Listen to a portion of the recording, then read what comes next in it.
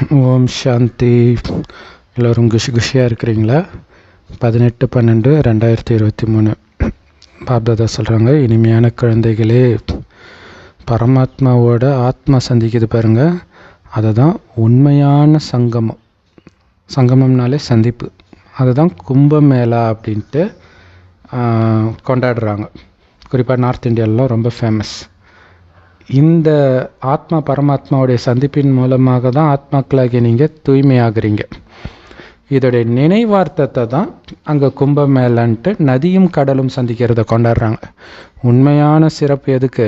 ஞான நதிகளாகிய நீங்களும் ஞானக்கடலாகிய சிவபாபாவும் சந்திக்கிறதுல தான் நீங்கள் தூய்மையாக முடியும். நதியும் கடலும் சந்தித்தா நீங்கள் தூய்மையாகிடுவீங்களா அங்கே போய் மூழ்கினீங்கன்னா? கேள்வி, எந்த விஷயத்தில் குழந்தைங்களுக்கு ரொம்ப ரொம்ப அறிவு தேவைப்படுது? எந்த விஷயத்தில் அறிவு தேவைப்படுது தெரியுமா? அதிகமாக இந்த ஞானத்தின் ரொம்ப நுட்பமான விஷயங்களை புரிஞ்சிக்கிட்டு மற்றவர்களுக்கு புரிய வைக்கிறதுல தான் ரொம்ப புத்தி தேவைப்படுது. இந்த ஞான மார்க்கத்தையும் பக்தி மார்க்கத்தையும் நிரூபித்து யுக்தியோடு நீங்கள் புரிய வைக்கணும். எப்படி எலி கடிக்கிறதுக்கு முன்னாடி ஊதி ஊதி கடிக்கும், வலிக்காத மாதிரி கடிக்கும். அந்த மாதிரி இந்த ஞானத்தை அவங்களுடைய ஈகோவை ஹர்ட் பண்ணாத மாதிரி அவங்கள புகழ்ந்து இந்த ஞானத்தை அப்படியே கொஞ்சம் கொஞ்சமாக அவங்களுக்குள்ள நம்ம இன்ஜெக்ஷன் போடணும். ஸோ அதனால் அந்த மாதிரி யுக்தியாக சேவை செய்கிறதுக்கான வழிமுறைகளை உருவாக்குங்க. கும்பமேளா நிகழ்ச்சியெல்லாம் நடக்குது இல்லையா, அங்கே கண்காட்சி போடுங்க. அப்போ நிறைய ஆத்மாக்களுக்கு நன்மை உண்டாகும். அவங்க அழுக்கிலிருந்து தூய்மை ஆகிறதுக்கான இந்த உண்மையான வழியை காட்டுங்கள். பாடல், இந்த பாவப்பட்ட உலகத்திலிருந்து அமைதியும் சுகமும் நிரம்பிய உலகத்திற்கு அழைத்து செல்லுங்கள். ஓம் சாந்தி. பாபா குழந்தைங்களுக்கு புரிய வைக்கிறாரு, இந்த கலியுகத்து அழுக்கான ஊழல் நிறைந்த உலகம், அதைத்தான் பாவ உலகம் அப்படின்னு சொல்லப்படுது. மற்றபடி சத்யுக தங்க யுகத்தை, அந்த தூய்மையான உயர்ந்த உலகத்தை தான் புண்ணிய உலகம், புண்ணிய லோகம் அப்படின்னு சொல்லப்படுது. பரமபிதா பரமாத்மா மட்டும்தான் உங்களை தூய்மையாக ஆக்கிறதுக்காக வரார். புண்ணிய ஆத்மாக்களாக ஆக்கி புண்ணிய உலகத்தை உருவாக்குறதுக்கு வரார். மனிதர்கள் இப்போ தூய்மையாக இல்லை, அதனால தான் பதித்த பாவனர் தந்தையை கூப்பிடுறாங்க. ஒருவேளை கங்கை தான் பதித்த பாவனி அப்படின்னு அவங்க உண்மையிலே நம்பினால், அல்லது அந்த திரிவேணி சங்கமம் 3 நதிகள் சங்கமிக்கிற இடத்துல குளிச்சா உண்மையிலே தூய்மை ஆகிடும்னு அவங்க நம்பினா, எதுக்கு பதித்த பாவனரே வான்னு கூப்பிட போகிறாங்க? ரகுபதி ராகவராஜராம் பதித்த பாவனர் சீதாராம்னு கூப்பிடுறாங்கல்ல, ஏன் கூப்பிடுறாங்க?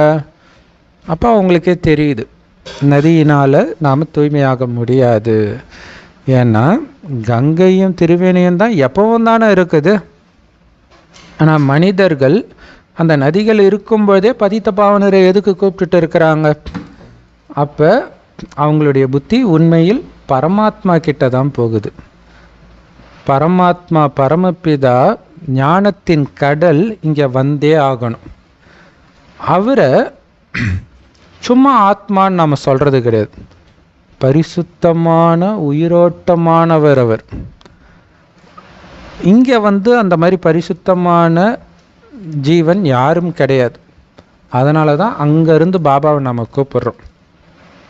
பதித்த பாவனர் தந்தை எப்போ இந்த தங்க யுகம் தூய்மையான உலகம் ஸ்தாபனை செய்யப்படணுமோ, எப்போ இந்த கலியுகம் அழிக்கப்படணுமோ, அப்போ தான் அவர் வரார். அப்போ எங்கே நடக்கும்? ரெண்டும் இல்லையா? பழைய உலகத்தின் அழிவு, புது உலகத்தின் ஸ்தாபனை. இப்போ ரெண்டுத்துக்கும் இடைப்பட்ட சங்கம யுகத்தில் தான் அவர் வருவார். அதனால தான் அந்த சங்கம யுகத்தை கும்பம் அப்படின்னு சொல்லப்படுது. உண்மையில் கோயிலில் மேலே கும்பம் இருக்கும் இல்லையா? ஸோ அது இறைவனும் ஆத்மாக்களும் சந்திக்கிறதுடைய நினைவு தான் அது. திரிவேணி 3 நதிகளுடைய சங்கமம் இருக்குது. அதுக்கு கும்பம்னு பேர் வச்சு கும்பமேளா கொண்டாடுறாங்க. 3 நதிகள் சந்திக்குது அப்படின்னு சொல்கிறாங்க.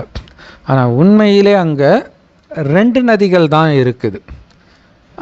சரஸ்வதி நதி அங்கே இருக்காது, கண்ணுக்கு தெரியாது. அதனால் அது மறைமுகமாக இருக்குது அப்படின்னு சொல்கிறாங்க. பாபா சொல்கிறாரு, அந்த கும்பமேளாவில் குளிச்சிட்டா உங்களுடைய பாவமெல்லாம் போய் தூய்மை ஆகிடுவீங்களா? அப்போ உங்களை தூய்மை ஆக்கிறதுக்கான வழியை சொல்கிறதுக்கு தூய்மை ஆக்கும் சிவத்தந்தை வந்தாக வேண்டி இருக்குது. ஏன்னா இந்த ஞானம் நிரம்பிய ஞானக்கடல் அவர் தான். அதனால் இந்த அழுக்கான உலகத்தை தூய்மையாக்கி கலியுகத்தை சத்தியுகமாக்குறது அந்த பரமபிதா பரமாத்மாவுடைய வேலை மட்டும்தானே தவிர எந்த மனிதனுடைய வேலையும் கிடையாது. அவங்களுக்கு தெரியவும் செய்யாது. அப்படி தெரியும் நினச்சி குருமார்கள் பின்னாடி போகிறாங்க அப்படின்னா அதுதான் குருட்டு நம்பிக்கை. அப்போ குருடர்களுக்கு ஒரு கைத்தடி தேவை தானே. அந்த மாதிரி கைத்தடியாக நீங்கள் வரிசைக்கிரமமான முயற்சிப்படி ஆகியிருக்கிறீங்க அஞ்ஞானிகளுக்கு. ஏன்னா பலவிதமான தடிகள் இருக்குது. சில தடிகள் 100 ரூபாய்க்கு இருக்குது, சில தடிகள் வெறும் 2 ரூபாய்க்கு கூட இருக்குது. அதே மாதிரி இங்கேயும் குழந்தைகளுடைய முயற்சிக்கேற்ப வரிசைக்கிரமமாக இருக்கிறாங்க. சில குழந்தைங்க நல்ல சேவை செய்யக்கூடியவர்களாக இருக்கிறாங்க. உங்களுக்கு ஜுரம் வந்துச்சு அப்படின்னா கண்டிப்பாக மருத்துவரை கூப்பிடணும் தானே. இது அழுக்கான உலகம். இப்போ நீங்கள் தூய்மை ஆகிட்டு இருக்கிறீங்க. அப்போ அழுக்கான உலகத்தை சுத்தம் செய்யக்கூடிய மருத்துவர் பாபா தான். ஸோ அதனால தான் அவரை கூப்பிடுறோம். அதனால தான் அழிவற்ற சர்ஜனிடம் எதையும் மறைக்காதீங்கன்னு சொல்கிறார் பாபா. அழிவற்ற சர்ஜன். ஆத்மாக்கள் வெகு காலமாக பரமாத்மா கிட்ட இருந்து பிரிஞ்சு இருந்ததுனால வந்த நோய் தான் இந்த விகார நோய். எப்போ அனைத்து ஆத்மாக்களின் மத்தியில் அந்த பரமபிதா பரமாத்மா வராரோ அதுதான் சங்கமம், கும்பம் அப்படின்னு சொல்ல முடியும். மனிதர்கள் கும்பமேளால நிறைய தானம் புண்ணியம் பண்ணுறாங்க. அது உண்மையில் சாது சன்னியாசிகளுக்கு நல்ல வருமானம் இல்லையா? அவங்களுக்கு காசு கொடுப்பாங்க, ட்ரெஸ்ஸு கொடுப்பாங்க, உணவு போடுவாங்க. அரசாங்கத்துக்கும் வருமானம் இல்லையா? அரசாங்கம் அந்த கோயிலில் போடுற உண்டியில் போடுற காசுலாம் அரசாங்கத்துக்கும் போகும். ஆனால் இங்கே நீங்கள் உங்களுடைய உடல், மனம், பொருள் எல்லாத்தையும் அந்த பதித்த பாவனர் தந்தைக்கு தானம் கொடுக்குறீங்க. அவர்கிட்ட அனைத்தையும் கொடுக்குறீங்க. இப்போ அரசாங்கத்துக்கு எல்லாத்தையும் கொடுக்கறதுனால அரசாங்கம் உங்களுக்கு எதையும் கொடுக்க போகிறதில்ல. சாது சன்னியாசிக்கு நீங்கள் எல்லாத்தையும் கொடுக்கறனால அவர் உங்களுக்கு ஒன்றும் கொடுக்க போகிறது கிடையாது. ஆனால் பாபா கிட்ட உங்களுடைய உடல், மனம், பொருள் அத்தனையும் பாபா சேவையில் அர்ப்பணிக்கிறதுனால எதிர்கால சொர்க்கத்தின் எஜமானர்களாக பாபா உங்களை மாற்றுறார். அந்த மனிதர்கள் இந்த திரிவேணின்ற பேரை வச்சுக்கிட்டாங்க. சாது சன்னியாசிகளுக்கு தானம் புண்ணியம் பண்ணுறாங்க. உண்மையிலே அனைத்து நதிகளும் கடலில் சந்திக்கிற இடத்தைத்தான் சங்கமம் அப்படின்னு சொல்லுவோம். ஆனால் உண்மையிலே இந்த திரிவேணி சங்கமத்தில் கடலே கிடையாது. 3 நதிகளை சந்திக்கிறத எப்படி நீங்கள் சங்கமம்னு சொல்ல முடியும்? சும்மா 3 நதி ஒன்றா சேருது. அது நிறைய இடத்துல அந்த மாதிரி ஆகும் இல்லையா? 2 நதி ஒன்றா சேர்ந்து பெரிய நதியாக ஓடும். அதே மாதிரி நீங்கள் பாபா குழந்தைங்க மட்டும் சந்திக்கிறது கும்பம் மேளா கிடையாது. ஞான கடலோடு சந்தித்தாதான் அது உண்மையான மேளா. இதுவும் நாடகத்தில் பதிவாகி இருக்குது இல்லையா? பாபா குழந்தைங்க 5000 வருஷமாக தொடர்பில் வந்துக்கிட்டு தான் இருக்க போகிறோம். அதெல்லாம் சங்கமமா? பாபா வந்தால் தான் சங்கமம். அதில் தான் நமக்கு நன்மை.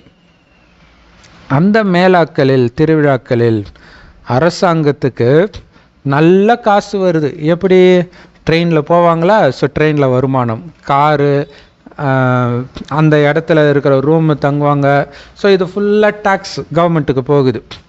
அதே மாதிரி இந்த மேளா நீங்கள் வருமானம் சம்பாதிக்கிறதுக்கான மேளா.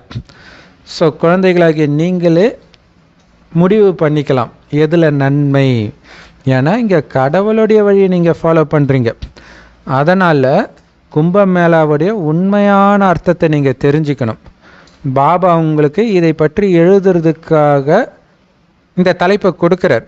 கட்டுரை எழுதுங்கன்ட்டு இல்லையா? ஸ்கூலில் கட்டுரை கொடுத்தா நம்ம சின்சியராக எழுதுருமே, இதை எழுதுங்க இல்லையா? பெரியவங்க எழுதலாம், அவங்க வீட்டில் குழந்தைங்க இருந்தால் கொடுத்து எழுத சொல்லலாம். புத்திசாலி குழந்தைங்கன்னா இதை எடுத்து எழுதுவாங்கன்றார். நம்பர் 1 புத்திசாலி குழந்தை இந்த மம்மா, ரெண்டாவது இந்த சஞ்சய். ஸோ சஞ்சய் வந்து இந்த லீஃப்லெட் நோட்டீஸ் எல்லாம் மக்களுக்கு கொடுக்கறதுக்கு வந்து தயார் பண்ணணும். ஸோ சஞ்சய் அப்படிங்கிறது வந்து மகாபாரதத்தில் அந்த யுத்த மைதானத்தில் மகாபாரத போரில் நடக்கிறதெல்லாம் அப்படியே பார்த்து திவ்ய திருஷ்டி மூலமாக திருதராஷ்டிரனுடைய தேரோட்டி சொல்லுவான். திருதராஷ்டிரனுக்கு கண்ணு தெரியாது இல்லையா, அதனால் தேரோட்டிக்கு வந்து திவ்ய திருஷ்டி கொடுப்பார் கடவுள். ஸோ அங்கே நடக்கிறதெல்லாம் பார்த்து சொல்லுவார். உண்மையிலே கீதை வந்து சஞ்சயன் மூலமாக தான், அந்த கிருஷ்ணர் சொல்கிறத அப்படியே சஞ்சயன் வந்து இங்கே சொல்லுவான். நீங்கள் கீதை படிச்சிங்கன்னா தெரியும், சஞ்சயன் சொல்கிறான்னு வரும். ஸோ அந்த மாதிரி பாபா கொடுக்குற அப்போ பாருங்களா, அந்த யுத்த மைதானத்தில் நடக்கிறத உலகத்தில் வெளியில் அஞ்ஞானிகளுக்கும் சொல்கிறத பார்ட்டை வந்து சஞ்சயன் பண்ணுற மாதிரி. ஸோ அந்த மாதிரி பார்ட் வந்து ஜெகதீஷ் பாய் பண்ணார். ஸோ அதனால் ஜெகதீஷ் பாய் பெரும்பாலும் அந்த பிரம்மச்சரிய புக்கு, மம்மா புக்கு, எல்லா பெரும்பான்மையான ஃபேமஸான புக்கெல்லாம் எழுதுந்து பார்த்திங்கன்னா ஜெகதீஷ் பாய் தான். ஸோ அஞ்ஞானிகளுக்கும் பாபாவுடைய செய்தியை எடுத்துகிட்டு போனது ஜெகதீஷ் பாய்ன்றதுனால அவரை தான் சஞ்சயன் அப்படின்னு சொல்கிறார். ஸோ சஞ்சயன் வந்து இந்த மாதிரி நோட்டீஸ் தயார்படுத்துகிற வேலை அவருடைய பொறுப்பாக இருக்குது. இந்த திரிவேணி சங்கமம் ஒன்றும் உண்மையில் பதித்த பாவனர் கிடையாது. அனைவருக்கும் சத்கதி வழங்குகிற வள்ளல் சிவபாபா தான் உண்மையிலே தூய்மையாக்குபவர். திரிவேணி வந்து சத்கதி வழங்குகிற வள்ளல்னு சொல்லுவாங்களா யாராவது? ஏன்னா அந்த நதிகள் எப்பவும் தான் இருக்குது, ஆனால் மனிதர்களுக்கு பாவம் சேர்ந்துக்கிட்டே தானே இருக்குது. அதனால் நதி இல்லவே இல்லை, நதியை வா அப்படின்லாம் யாரும் சொல்கிறது கிடையாது. ஆல்ரெடி நதி ஓடிக்கிட்டு தான் இருக்குது. அதனால் நதியை வந்து வா அப்படின்னு யாரும் சொல்ல மாட்டாங்க. மனிதர்கள் பதித்த பாவனா வா, எங்களை வந்து தூய்மையாக்கு அப்படின்னு பாடுறாங்க. மனிதர்கள் வந்து பதித்த பாவனா வந்து எங்களை தூய்மையாக்குங்கன்னு சொல்கிறாங்க இல்லையா? ஸோ இதெல்லாம் நீங்கள் அழகாக நோட்டீஸ் அடிக்கணும். சகோதரர்களே, சகோதரிகளே,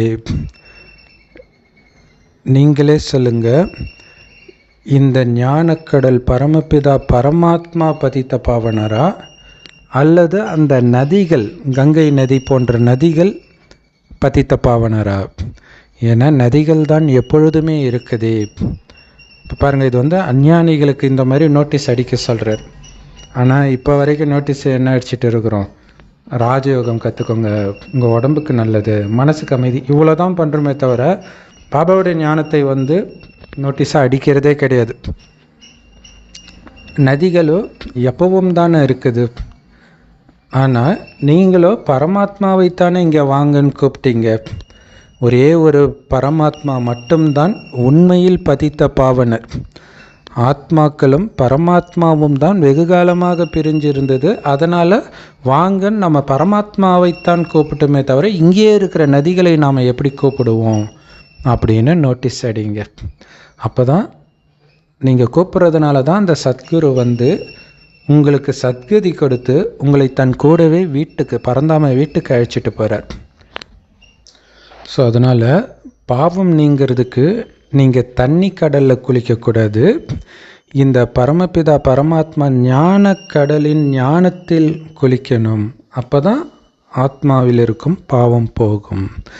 பரமபிதா பரமாத்மா தான் தூய்மையான உலகத்தின் ஸ்தாபனை செய்கிறார். ஆனால் அவரை உங்களுக்கு தெரியல.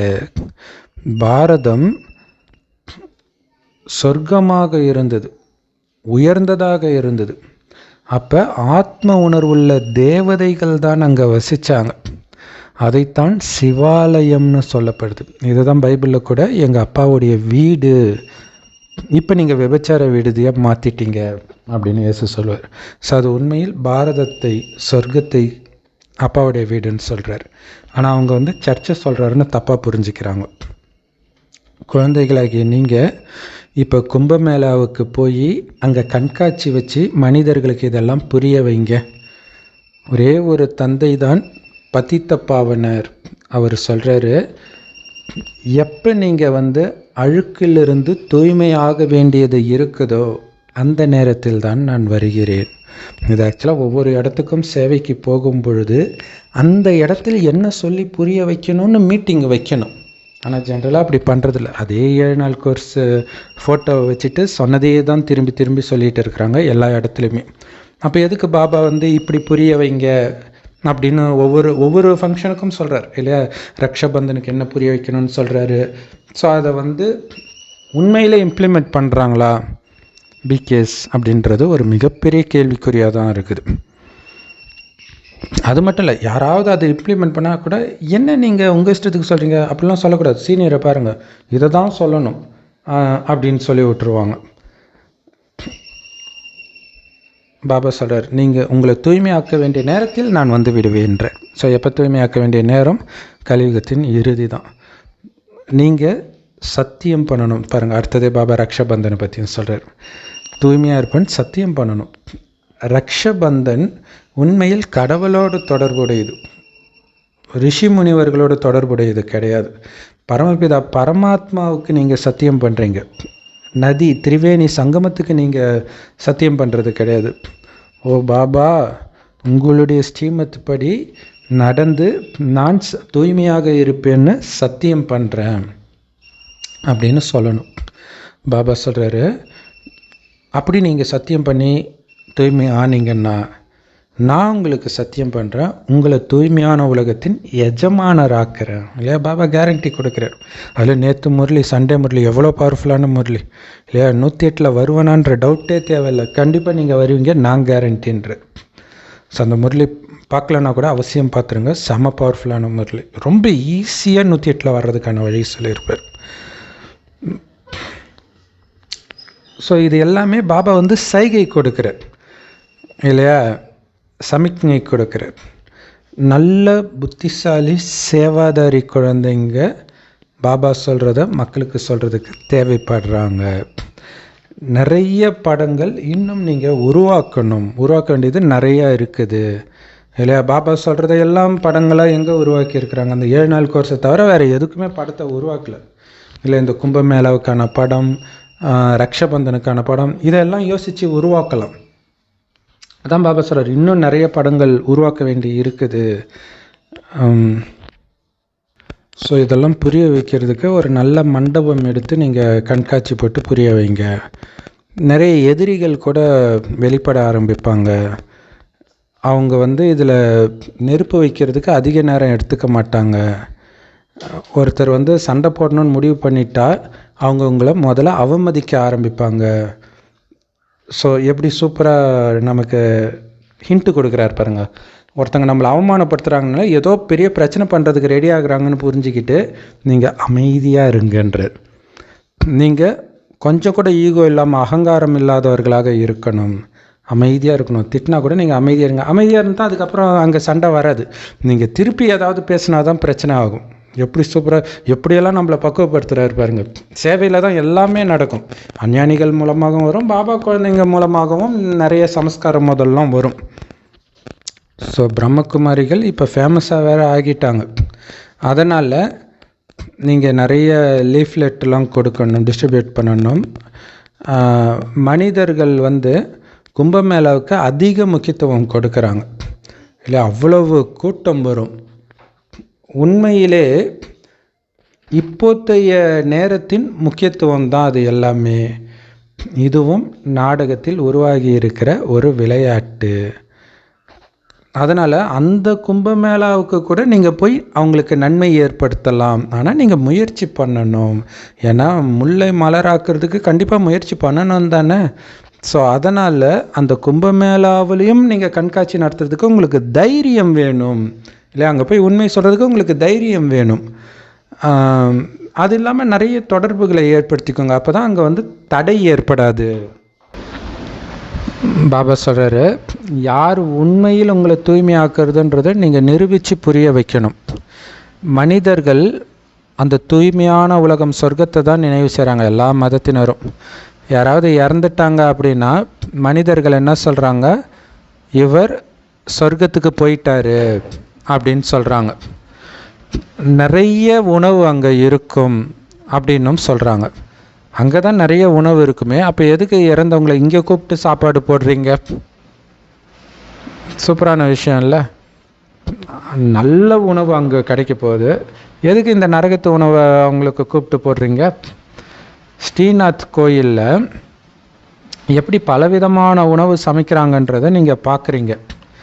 உண்மையிலே ஸ்ரீநாத் புரி, ஜெகநாத் புரி ரெண்டும் ஒரே அர்த்தம்தான், ஒரே விஷயந்தான். ஸ்ரீநாத் துவாரில் எப்படி நிறைய சத்தான உணவுகளை தயாரிக்கிறாங்கன்னு நீங்கள் பார்க்குறீங்க. அதே நேரத்தில் ஜெகநாத் கோயிலில் பார்த்தீங்கன்னா சும்மா வெறும் அரிசியை மட்டும்தான் சமைக்கிறாங்க, சாதம் சமைக்கிறாங்க, அவ்வளோதான். அதை தான் போகா படைக்கிறாங்க பிரசாதமாக. ஆனால் ஜெகநாத்னாலும் ஸ்ரீநாத்னாலும் ஒன்று தான். ஆனால் ரெண்டுத்துக்கும் எவ்வளோ பெரிய வித்தியாசம் பாருங்கள் சமைக்கிறதுல. ஒன்றுத்தில் நல்ல நெய் அதெல்லாம் போட்டு சமைக்கிறாங்க, விதவிதமாக பலகாரம்லாம். இங்கே வெறும் சாப்பாடு மட்டும்தான், நெய் கூட யூஸ் பண்ணுறது கிடையாது, வெண்ணெய் கூட யூஸ் பண்ணுறது கிடையாது. ஸோ இந்த வித்தியாசம், நீங்கள் எப்படி தூய்மையான நல்ல சத்தான உணவு உங்களுக்கு கிடைக்கிதுன்றதும், அழுக்கானவொடனே எப்படி நீங்கள் வெறும் சாதம் தான், அந்த சாதத்தில் கூட இப்போ சாரம் இல்லை, ஒரு மாதிரி சக்கை மாதிரி இருக்குது, அதை மட்டும் சாப்பிட்றீங்கன்றதோடைய அடையாளமாக தான் அங்கே இருக்குது அப்படின்னு பாபா சொல்கிறார் இல்லையா. ஏன்னா ஸ்ரீநாத் அப்படின்னா ஸ்ரீன்ற வார்த்தையே தேவதைகளுக்கு தான் யூஸ் பண்ணணுன்றார். இப்போ ஜெகநாத்னு ஜெகத்தின் பிதா இப்போ பிரம்ம பாபா. ஸோ அவரே தான். ஆனால் இப்போ அழுக்கான உடனே பார்த்திங்கன்னா எல்லாத்தையும் இழந்துடுறோம். அது அனைவருக்குமே பொருந்தும். ஸோ இதோடைய முக்கியத்துவம் ரொம்ப நல்லா இருக்குது. இதெல்லாம் நம்ம எடுத்து புரிய வைக்கலாம். ஏன்னா பாபா நமக்கு இதெல்லாம் புரிய வைக்கிறார். ஸ்ரீநாத் துவாரில் நிறைய விதவிதமான பிரசாதம் படைக்கிறாங்க. பிராமண பூசாரிகள் அந்த பிரசாதத்தை பக்தர்களுக்கு விற்கிறாங்க. அதுவே அவங்களுடைய வருமானத்தின் ஆதாரமாக மாறிடுது. அவங்களுக்கு ஒரு பைசா செலவில்லாமல் எல்லாமே கிடைச்சிடுது அங்கே இருக்கிற பூசாரிகளுக்கு. ஸோ அதை வச்சு விற்று அவங்க வருமானம் சம்பாதிச்சுக்கிறாங்க. ஸோ இது எல்லாமே குருட்டு நம்பிக்கை தான். அதுதான் பக்தி மார்க்கம். ஞான மார்க்கம் தான் உண்மையில் சத்கதிக்கான மார்க்கம். சத்கதின்றது சொர்க்கத்துக்கு போகிறது. சத்கதி ஒன்றும் கங்கையில் குளிக்கிறதுனால வந்துடாது. இதை நீங்கள் ரொம்ப யுக்தியாக புரிய வைக்கணும். எப்படி எலி கடிக்கிறதுக்கு முன்னாடி ஊதி ஊதி வலி இல்லாமல் கடிக்குது பாருங்கள், அந்த மாதிரி மற்றவர்கள் மனசு நோகாமல் இந்த ஞானத்தை அழகாக சொல்லிடணும். முதல்ல அவங்கள புகழணும். அந்த புகழின் மயக்கத்தில் இருக்கும்போது இந்த ஞானத்தை சொல்லிடணும். மனசு நோகாமல் சொல்கிறதுன்றதுனால ஞானமே சொல்லாமல் விட்டுறது கிடையாது. ஏன்னா அதை தான் நிறைய பேர் பண்ணிகிட்டு இருக்கிறாங்க. அப்படி அர்த்தம் கிடையாது. கடிக்கணும், ஆனால் வலிக்கக்கூடாது. ஸோ இதுக்கு நீங்கள் ரொம்ப புத்திசாலியாக இருக்கணும், இதை புரிஞ்சிட்டு மற்றவர்களுக்கு புரிய வைக்கிறதுக்கு. ஏன்னா இது ரொம்ப ரொம்ப ரொம்ப சென்சிட்டிவான விஷயம். இது ரொம்ப புத்திசாலித்தனமான விஷயங்களை பாபா சொல்கிறார். மனிதர்கள் சொல்கிறாங்க, உன்னுடைய வழியையும் விதியையும் நீ ஒருவனே அறிவாய், பரமபிதா பரமாத்மா அப்படின்னு சொன்னால் கூட அதோடைய அர்த்தம் என்னன்னு தெரியாமலே தான் அவங்க சொல்கிறாங்க. நீங்கள் கொடுக்குற ஸ்ரீமத் மூலமாக மட்டும்தான் எங்களுக்கு சத்கதி கிடைக்குது. நீங்கள் தான் சத்கதி கொடுக்க முடியும், வேறு யாரும் கொடுக்க முடியாது. அனைவருக்கும் சத்கதி கொடுக்குற வள்ளல் ஒரு சிவத்தந்தை தான். அதனால் நீங்கள் குறிப்பாக அனைவருக்கும்ன்ற வார்த்தையை பயன்படுத்தணும். சத்கதி வள்ளல்னு மட்டும் இல்லை, அனைவருக்கும். யார் அனைவருக்கும்? பாபா ஞானத்தை எடுத்தாலும் சரி, எடுக்காட்டினாலும் சரி, எந்த மதத்தை சார்ந்தவராக இருந்தாலும் சரி, நாஸ்திகனாக இருந்தாலும் சரி, சாது சன்னியாசியாக இருந்தாலும் சரி, ஏன் மதத்தை உருவாக்கின தர்ம ஸ்தாபகராக இருந்தாலும் சரி, அத்தனை பேருக்கும் சத்கதி கொடுப்பவர் ஒரு சிவத்தந்தை தான். ஸோ நிறைய பாபா புரிய வைக்கிறார். ஆனாலும் ரொம்ப கம்மியானவர்கள் தான் இதை புரிஞ்சிக்கிறாங்க. நிறைய பிரஜைகள் உருவாகிட்டே இருக்கிறாங்க. மனிதர்கள் நிறைய தானம் புண்ணியம் பண்ணுறாங்க கடவுள் பேர்னால. ஸோ அதோடைய பலன் அடுத்த ஒரு ஜென்மத்துக்கு அவங்களுக்கு கிடைக்கும், ஒரு ஜென்மத்துக்கு தான் கிடைக்கும். ஆனால் பாபாவுடைய வழிபடி நடக்கிறதுனால நமக்கு 21 ஜென்மத்திற்கு இந்த பலன் கிடைக்கிது. கடவுளின் பெயரால் தானம் பண்ணுறதுனால அவங்களுக்கு பலம் கிடைக்கிது. ஆனாலும் அவங்களுக்கு கடவுளை பற்றி தெரியாத காரணத்தினால அவங்களுக்கு இப்போ எந்த பலமும் இல்லை. இந்து மதத்தை பொறுத்த வரைக்கும் எத்தனை குருமார்கள், இந்து மதம்னாலே குருமார்களின் மதம்னு ஆயிடுச்சு இல்லை. வெளிநாட்டிலேருந்து இங்கே வரவங்க எல்லாம் குருமார்கள் பின்னாடி தானே அலைஞ்சிட்டு இருக்கிறாங்க. அதே கிறிஸ்தவ தர்மத்தை பாருங்கள், ஒரு இயேசுவை தவிர அவங்க யாரையும் ஏற்றுக்கிறது கிடையாது. எத்தனை பாதிரியார்கள் வந்தாலும் இயேசுவின் நாமத்தினாலேன்னு தான் சொல்லுவாங்க இல்லையா, தன் பக்கம் கவனத்தை திருப்பிக்க மாட்டாங்க. ஸோ அந்த ஒருவரின் மீது அவ்வளோ மரியாதை வைக்கிறாங்க. அதனால தான் தர்மத்திற்கு தான் சக்தி அப்படின்னு சொல்லப்படுது. ஸோ அந்த ஒருவரின் பக்கம் மட்டும் அவங்க மரியாதை வைக்கிறதுனால தான் அவங்க மூலமாக நிறைய அற்புதமும் நடக்குது. இப்போ தான் நாம் தர்மம்னா என்னன்னு புரிஞ்சுக்கிறோம், நம்முடைய தர்மம் எதுன்னு தெரிஞ்சுக்கிறோம். அதனால தான் நமக்கு இப்போ அளவற்ற பலம் கிடைக்கிது. பாபா சொல்கிறாரு, அனைவரின் மனதை ஒழுங்குபடுத்தக்கூடிய இந்த மந்திரத்தை அனைவருக்கும் கொடுங்கள்.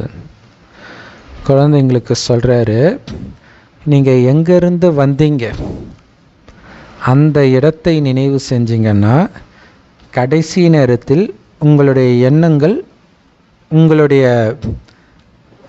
கதியை நிர்ணயிக்கும். எங்கே போகணும், பரந்தாமத்துக்கு போகணும்னு நிர்ணயிக்கும். ஏன் அதையே நினைவு செஞ்சிட்டு இருக்கிறீங்க. அதனால தான் பாபாவை அங்கே நினைக்கிறோம், பரந்தாமத்தில். ஸோ அப்போ அங்கேயே நினைக்க நாமளும் அந்த இடத்துக்கு போயிடுவோம். ஸோ அது மட்டும் கிடையாது, அப்பாவை நினைவு செஞ்சிங்கன்னா தான் நீங்கள் தூய்மையாக முடியும், உங்களுடைய பாவங்கள் அழியும். அப்பாவையும் ஆஸ்தியையும் நினைவு பண்ணிக்கிட்டே இருக்கணும். அப்படி நீங்கள் பண்ணும் பொழுது தானாகவே முழு சக்கரமும் உங்கள் புத்தியில் நுழைஞ்சிடும். எப்படி சொல்கிறாரு பார்த்தீங்களா? ஒன்று பாபா சொல்லியிருக்கார், ஆத்மாவை நினச்சா அப்பா ஞாபகம் வரும், அப்பாவை நினச்சா ஆஸ்தி ஞாபகம் வரும். ஸோ ஒன்று நினச்சாலே அடுத்தடுத்து எல்லாமே ஞாபகம் வந்துடும். அதே மாதிரி இப்போ சொல்கிறாரு, அப்பாவையும் ஆஸ்தியும் நினைக்கும்போது தானாகவே முழு சக்கரமும் உங்கள் புத்தியில் சுற்ற ஆரம்பிச்சிடும். உங்கள் குடும்பத்தில் இருந்துக்கிட்டே அனைத்து தேக உறவுகளிலிருந்து உங்கள் புத்தியை விலக்கிறதுக்கான முயற்சி பண்ணிக்கிட்டே இருக்கணும். அதே மாதிரி அவங்களையும் பாபாவோடு இணைக்கிறதுக்கான முயற்சி பண்ணணும்.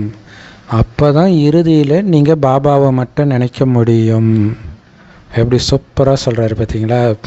அதாவது நீங்கள் தேக உறவுகள்லேருந்து உங்கள் புத்தியை விலக்கணும், அதே நேரத்தில் உங்கள் குடும்பத்தில் இருக்கிறவங்கள பாபா கிட்டே இணைச்சி விட்டுடணும். அப்போ தான் நீங்கள் கவலைப்பட மாட்டீங்க இல்லையா? இல்லாட்டினா ஐயோ இவங்க என்ன பண்ணுவாங்களோ அந்த கவலை. சரி, பாபாட்ட கொடுத்தாச்சு, பாபா பார்த்துக்குவார். அது உங்களுக்கு இன்னும் நிம்மதியை கொடுக்கும். ஒருவேளை கடைசி நேரத்தில் நீங்கள் வேறு யாரை நினைவு செய்தாலும் கடுமையான தண்டனை கிடைக்கும், உங்கள் பதவி குறைஞ்சிடும். இது உண்மையின் கல்பத்தின் சங்கமம், யுகத்தின் சங்கமம் கிடையாது. ஒரு கல்பத்துக்கும் இன்னொரு கல்பத்துக்கும் இடையில் இருக்கிற சங்கமம். இந்த சங்கமத்தில் மட்டும்தான் ஆத்மாக்கள் பரமாத்மாவை சந்திக்குது. இந்த சந்திப்பை தான் கும்பம் அப்படின்னு சொல்கிறோம். ஸோ கடவுள் மட்டும்தான் இந்த ராஜயோக ஞானத்தை உங்களுக்கு கற்றுக் கொடுக்கிறார். அவர் தான் மறுஜன்மத்திற்கு அப்பாற்பட்டவர். ஆனால் பாவம் அஞ்ஞானி குழந்தைகளுக்கு இது புரியலை. அவங்க ஸ்ரீமத்தை ஃபாலோ பண்ணுறதும் கிடையாது. அப்போ எப்படி அவங்களுடைய படகு கரை சேரும்? ஏன்னா ஒருத்தருடைய படகு கரை சேரணும் அப்படின்னா என்ன அர்த்தம்? ராயல் பதவி அடையிறது, ராஜ பதவி அடையிறதுன்னு அர்த்தம். ஸ்ரீமத்தை ஃபாலோ பண்ணுறதன் மூலமாக மட்டும்தான் உங்களுக்கு ராஜ்யம் கிடைக்கும். ஸ்ரீமத்தை ஃபாலோ பண்ணலை அப்படின்னா கடைசியில் முடிஞ்சிடுவீங்க. பாபா சொல்கிறாரு, எந்த பிரியதர்ஷினிகளுடைய தீபம் ஏற்றப்பட்டிருக்குதோ அவங்க மட்டும்தான் பிரியதர்ஷனோடு போக முடியும்.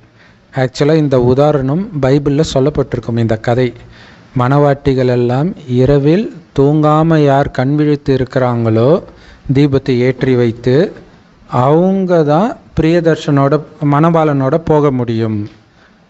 அதுக்கப்புறம் லேட்டாக எழுந்திரிக்கிறவங்க ஏஞ்சி பார்க்குறதுக்குள்ளே அந்த சொர்க்கம் மூடிடும், கதவு மூடிடும் அப்படின்னு சொல்லப்பட்டிருக்கும். இதையே பாபாவும் அவ்யக்த முரளியில் சொல்லியிருக்கிறார். ஸோ அப்போ பாருங்க, அங்கே முழிச்சிட்டு இருக்கிறதுன்றது என்ன அர்த்தம்? ஆத்ம தீபம் எரிஞ்சிட்டு இருக்கிறது, ஆத்ம உணர்வில் இருக்கிறது அப்படின்னு என்ன அர்த்தம்? ஆத்மாவின் வீட்டையும் ஆத்மாவின் தந்தையையும் நினைவு பண்ணிக்கிட்டே இருக்கிறது தான் தீபம் ஏற்றப்பட்டு இருக்குது. யாருடைய தீபம் அணைஞ்சிடுச்சோ அவங்க பாபாவோட போக மாட்டாங்க. வெளி உலக விஷயத்தில் மயங்குறவங்க பாபாவோட போக மாட்டாங்க. குறிப்பாக மிகவும் பிரியமான குழந்தைகள் மட்டும்தான் பாபா கூட போக முடியும், மற்றவங்களாம் விட்டு போயிடுவார். ஸோ அவங்க வரிசைக்கிரமமாக அவரை தொடர்ந்து போக வேண்டியதாக இருக்கும். அப்படின்னா என்ன அர்த்தம்? இங்கே அடி உதையெல்லாம் வாங்கிட்டு போகிற மாதிரி இருக்கும். ஆனாலும் எல்லோரும் தூய்மை ஆகி தான் போவாங்க. ஆனால் எல்லா ஆத்மாவும் ஒரே மாதிரி பலம் வாய்ந்ததாக இருக்காது. இதுதான் வித்தியாசம் இல்லையா? ஆத்மா பலம் இருக்காது, ஆனால் எல்லோரையும் தூய்மையாக்கி அழிச்சிட்டு போவார். ஒவ்வொரு ஆத்மாவின் பாகமும் தனிப்பட்டது. 2 ஆத்மாவுக்கு ஒரே மாதிரியான பதவி கிடைக்காது. இறுதியில் ஒவ்வொருத்தருடைய பாகமும் மிக தெளிவாக இருக்கும். தெளிவாக தெரிஞ்சிடும், இதுதான் இவங்க பாகம், இதுதான் இவங்க பதவி அடைவாங்க அப்படின்னு. இந்த மரம் ரொம்ப பெருசு, நிறைய மனிதர்கள், இது மனித சிருஷ்டி மரம் இல்லையா? ஸோ நிறைய மனிதர்கள் இருக்கிறாங்க. ஆனால் முக்கியமானவர்கள் பெரிய பெரிய கிளைகளும் உபகிளைகள் மட்டுமே தெரியுது. மற்றபடி சின்ன சின்ன கிளைகள், இலைகள் இதெல்லாம் தெரியறது கிடையாது. அதிலும் அதிமுக்கியமானது அஸ்திவாரம். மற்றதெல்லாம் பிறகு தான் வருது. அவங்களுக்கு பலமும் கம்மியாக தான் இருக்கும். எல்லோரும் சொர்க்கத்துக்கு வர்றது கிடையாது. பாரதமே சொர்க்கமாக இருந்துச்சு. ஜப்பான் ஒன்றும் பாரதத்திற்கு பதிலாக சொர்க்கம் ஆகிடாது. இன்றைக்கி ஜப்பான் தான் ரொம்ப தொழில்நுட்பம் வாய்ந்ததாக சொர்க்கம் மாதிரி இருக்குதுன்னுவாங்க. ஆனாலும் ஒரிஜினல் சொர்க்கமாக பாரதம் தான் மாறும். பாரதத்திற்கு பதிலாக வேறு கண்டம், ஜப்பான் அந்த மாதிரி நாடெல்லாம் மாறாது. அது சாத்தியமே கிடையாது. நல்லது. நைட் கிளாஸ் குழந்தைங்களுக்கு பாபா புரிய வைக்கிறாரு. மற்ற மதஸ்தாபகர்கள் யாருக்குமே நன்மை செய்கிறது கிடையாது. ஒவ்வொருத்தருக்கும் அவங்க ஒன்றும் நன்மை செய்கிறது கிடையாது. அவங்க வரும்பொழுது எல்லோரையும் அவங்க கூடவே கீழே அழைச்சிட்டு வந்துடுறாங்க. அவங்க பின்னாடியே வராங்க அந்த தர்மத்தை சார்ந்தவர்கள். உதாரணத்துக்கு கிறிஸ்தாத்மா கீழே வருதுன்னா அவங்கள தொடர்ந்து தான் கிறிஸ்தவர்கள் வருவாங்க. ஆனால் மகிமை அந்த தர்மஸ்தாபகர்களுக்கு கிடையாது. இந்த துக்கம் நிறைந்த கலியுகத்திலேருந்து விடுவிக்கிற அந்த ஒரு சிவபாபாவுக்கு மட்டும்தான். அவர் தான் உங்களை விடுவிச்சு உங்களை சொர்க்கத்துக்கு போகிறதுக்கு வழிகாட்டியாகவும் இருக்கிறார். அவர் பாரதத்தில் தான் வருகிறார். பாரதம்தான் அனைத்தையும் விட மிக உயர்ந்த கண்டம். பாபா பாரதத்தில் மட்டும்தான் வராரு. ஏன்னா பாரதம் தான் அனைத்திலும் உயர்ந்த கண்டம். ஸோ பாபா வந்தாலே உயர்ந்த கண்டம் தான். அதனால் நீங்கள் பாரதத்துடைய மகிமையை அதிகமாக பாடணும். பாபா மட்டும்தான் அனைவருக்கும் சத்கதியை கொடுக்கிறார். அதன் பிறகு தான் உண்மையில் அமைதியே இருக்குது. உண்மையில் இந்த உலகத்தின் ஆரம்பத்தில் அமைதி இருந்தது. சொர்க்கத்தில் ஒரே ஒரு தர்மம், ஒரே ஒரு வழி தான் இருந்தது. ஸோ ஒரே ஒரு வழி, ஒரே ஒரு தர்மம் இருந்தாலே அமைதியாக தான் இருக்கும். ஆனால் இப்போ பாருங்கள், எத்தனை வகையான தர்மங்கள் இருக்குது, எண்ணிலடங்கா தர்மங்கள் இருக்குது. பாபா தான் மீண்டும் அமைதியை ஸ்தாபனை பண்ணுறார். முந்தைய கல்பத்தில் எப்படி அமைதியை ஸ்தாபனை பண்ணாரோ அதே மாதிரி பண்ணுறார். குழந்தைங்களுக்கு இப்போ இந்த ஞானம் கிடைச்சிருக்குது. அதனால் இப்போ நீங்கள் ஞானத்தை சிந்தனை பண்ணிகிட்டு இருக்கிறீங்க. உங்களை தவிர வேறு யாரும் ஞான சிந்தனை பண்ணுறது கிடையாது. காரணம், ஞானத்தை புரிஞ்சிக்கிறதே நீங்கள் மட்டும்தான். ஆனால் தேக உணர்வின் காரணமாக மனிதர்கள் உடலை பூஜை பண்ணிகிட்டு இருக்கிறாங்க. மனிதர்களுக்கு தேக உணர்வு இருக்கிறதுனால தேகத்தை தான் அவங்க பூஜை பண்ணிகிட்டு இருக்கிறாங்க. ஸோ அதை தான் விக்கிரக வழிபாடுன்னு சொல்கிறோம் இல்லையா? விக்கிரக வழிபாடு கூடாது அப்படின்னு சொல்கிறதுடைய உண்மையான அர்த்தம் தேகத்தை வழிபடக்கூடாது அப்படிங்கிறது தான். ஆத்மாக்கள் கண்டிப்பாக இங்கேயே தான் மறுஜன்மம் எடுத்துகிட்டு இருக்குது. எப்போவுமே தூய்மையாக இருக்கிறவர் ஒருத்தர் தான் அப்படின்னு நம்ம இப்போ புரிஞ்சுக்கிறோம். அந்த ஒரு தந்தை தான் நமக்கு இந்த மறைமுகமான ஞானத்தை கொடுக்கிறார். இந்த மறைமுகமான ஞானத்தின் மூலமாக தான் அனைவருக்கும் சத்கதி ஏற்படுது. மற்றபடி ஹனுமானை போல, பிள்ளையாரை போலலாம் யாரும் குரங்கு முகத்தோடையோ யானை முகத்தோடையோ கிடையாது. எல்லாருமே இங்கே பூஜாரிகளாகத்தான் இருக்கிறாங்க. பூஜைக்குரியவர் இப்போ சிவபாபா மட்டுமே. தண்டனையிலிருந்து தப்பிக்கணும், நிறைய பாவம் செஞ்சுருக்கிறோம் இல்லையா, அதற்கான தண்டனையிலிருந்து தப்பிக்கணும் அப்படின்னா அனைத்து தேகத்தின் உறவுகளிலிருந்தும் உங்களுடைய புத்தியோகத்தை துண்டித்து ஒரு சிவத்தந்தையோடு இணைக்கணும். இறுதியில் ஒரு தந்தையை தவிர வேறு யாருடைய நினைவும் வரக்கூடாது. அகங்காரமற்றவராகி அமைதியாக இருந்துடுங்க இல்லையா. பாபா சொல்கிறதுல உங்ககிட்ட வம்புக்கு வந்தால் கூட நீங்கள் அமைதியாகிடுங்க. அந்த வம்புக்கு வரும்பொழுது உங்களுடைய அகங்காரம் தூண்டப்படுது. நீங்கள் அகங்காரமற்றவராக பணிவாக இருங்க, அமைதியாக இருங்க. அப்போ தான் முட்களை மலராக்கக்கூடிய சேவை பண்ண முடியும். ஸோ முட்களை மலராக்கும் சேவை செய்கிறதுக்கான முயற்சி பண்ணிக்கிட்டே இருங்க. ஞான குருடர்களுக்கு வழிகாட்டக்கூடிய கைத்தடியாக மாறுங்க. இந்த ஸ்ரீமத்தை ஃபாலோ பண்ணுறதன் மூலமாக நீங்களும் தூய்மையாகி மற்றவர்களையும் தூய்மையாக்குங்க. செம பவர்ஃபுல்லான வர்தனம். பாபா சொல்கிறாரு, நீங்கள் புனித அன்னப்பறவையாகி சக்திசாலியான எண்ணங்களின் மூலமாக சேமிப்பு கணக்கை அதிகரியுங்கள். அதுக்கு விளக்கம், எப்படி அன்னப்பறவை ரத்தினங்கள்லேருந்து கற்களை பிரிச்செடுக்குது, அதே மாதிரி நீங்கள் புனித அன்னப்பறவைகள். உங்களால் சக்திசாலியான விஷயத்திற்கும் வீண் விஷயத்திற்கும் வித்தியாசம் கண்டுபிடிக்க முடியும். எப்போவுமே அன்னப்பறவை கற்களை எடுக்காது, அதை பிரித்து தனியாக ஒரு பக்கம் ஒதுக்கி வச்சிடும், ரத்தினத்தை தான் பொறுக்கும்.